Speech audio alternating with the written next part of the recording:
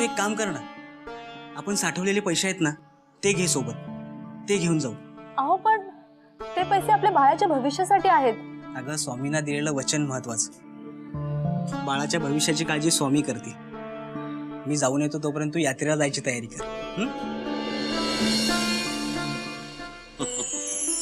अरे किती रे आमच्यावर हा विश्वास, किती ही उत्कट भक्ती. स्वामी कुणाबद्दल बोलताय तुम्ही? आहे एक आमचा भक्त, आमच्यावर पराकोटीचा विश्वास. हे भक्त आम्हाला अनन्यसाधारण विश्वासाने बांधून ठेवतात. मग आम्हालाही त्यांच्या विश्वासाला जागावं लागतं.